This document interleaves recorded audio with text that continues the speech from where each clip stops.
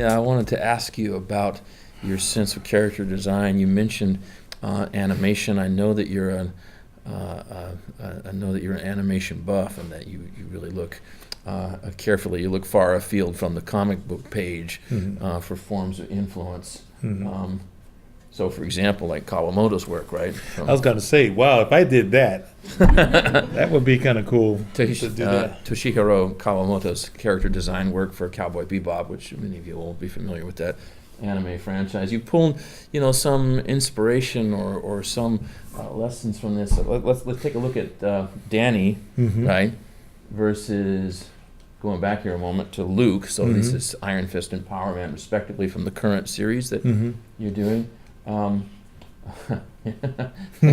Is another character in Cowboy Bebop, and I'm thinking here of Black Mariah, right? Yes, yeah. And I'm thinking here of the contrast among characters and their body types. How does animation kind of work into your design of these characters? I love the fact that it's so lively, and some of the characters really contrast with each other. They just, some characters really fill the space, others are dwarfed by them, and it's just very lively and dramatic how you do that.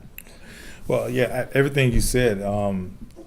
One of the things that, as a kid growing up, reading comics, even at an early age, I recognized that comics were different from animation. I wanted to do animation initially. That was my first instinctive desire to want to go into being a professional animator. Once I got older and I understood the amount of work that was involved with that, I don't think I was mature enough to handle the discipline of animation.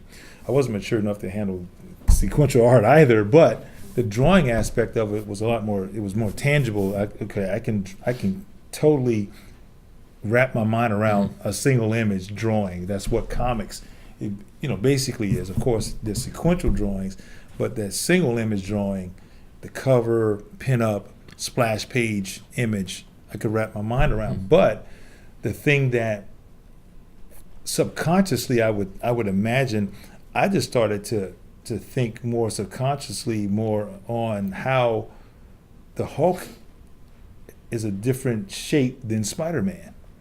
Naturally, of course, but like there's something about comic illustration, at least from that standpoint, where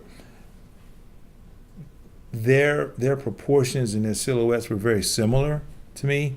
Like Spider-Man had a very similar proportion to Captain America, even, which you would think, based on their character, you would think they would have a little different, more different posture, and so on and so forth. Same thing with a character like Batman and Superman. I don't know if you guys saw that awesome film that just came out, but they have similar postures. I feel that there should be some different, overall, like the silhouettes. I think in animation, that's one of the things that, and this is all subconscious. I didn't understand silhouette and all these things, any of those things at the time, but for some reason, subconsciously, I just felt like the Hulk should have a different posture than the Thing. They're both big, but they should have different, their shapes should be different. And I would always subconsciously just draw them differently. As I grew older, again, not really having an understanding of design and, doing this stuff on purpose, it was all subconscious still. I would get feedback from my work like, wow, those characters are very wonky. I don't know if you guys ever heard of that word before.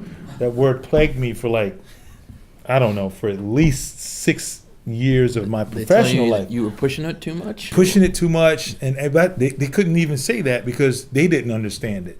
It's wow, these characters sure are, they're too wonky. They keep going, they'll go back to that.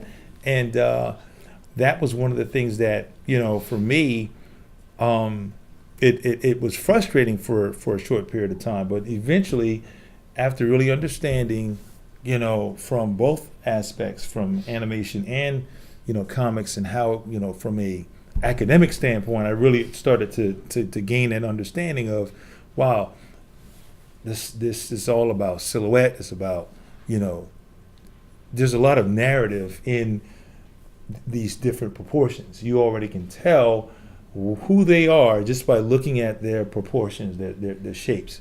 So once I began to understand that, and then understand from a academic standpoint, like really understanding shape and volume and studying the figure even more, I was able to take that and add to my wonkiness, and I get, and you get what you see now. So More of a grounded more, wonkiness? yes, more grounded wonky now.